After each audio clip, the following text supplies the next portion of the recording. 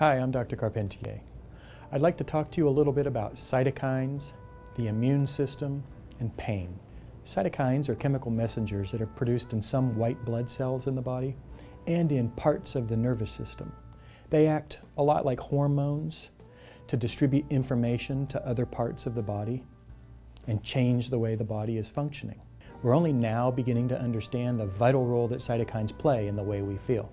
We now know that even stress can activate the release of cytokines.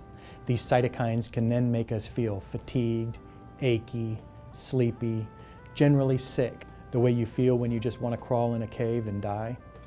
Much of those sensations are the direct result of cytokines in your body. This isn't to say that cytokines are all bad. They're vital for normal function. Some cytokines make you feel worse. Other cytokines make you feel better. What's important is to have the right balance of the two and to understand that once cytokines start to be released, they can perpetuate their own release. They can travel to other cells and cause them to release cytokines, which again travel further in the body and promote the release of additional cytokines.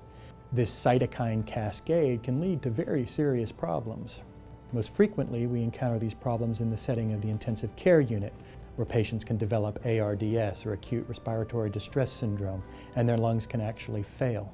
We now know that cytokines can lead to the development of other less severe illnesses, such as the sick worker syndrome. The sick worker syndrome is described as a syndrome that people develop when they work at repetitive tasks, such as typing or sorting, and they begin to feel ill. They start to have a decline in work function, and they're often treated as poor employees, when in fact what they have is excessive cytokine production leading to sickness. The same sick role that I discussed earlier that makes you feel like you want to crawl in a cave and die. But at a lower level or with less severe symptoms, you can simply appear to be unengaged or disinterested, when in fact what you have is a release of cytokines creating these symptoms. It's also felt that conditions such as fibromyalgia or chronic fatigue syndrome may also represent cytokine dysfunction.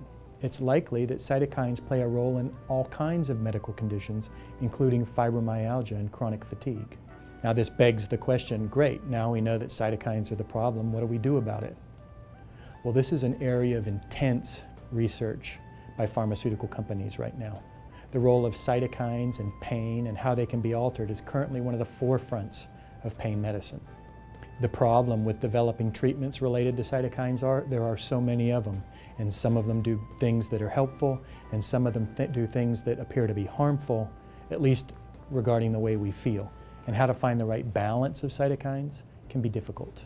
What's important to understand today is that seemingly innocuous activities can result in the release of cytokines which might make you feel bad.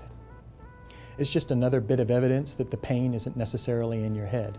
It might be in your cytokines. Again, I'm Dr. Carpentier. I hope this information on cytokines has been helpful, and I hope you're feeling better soon.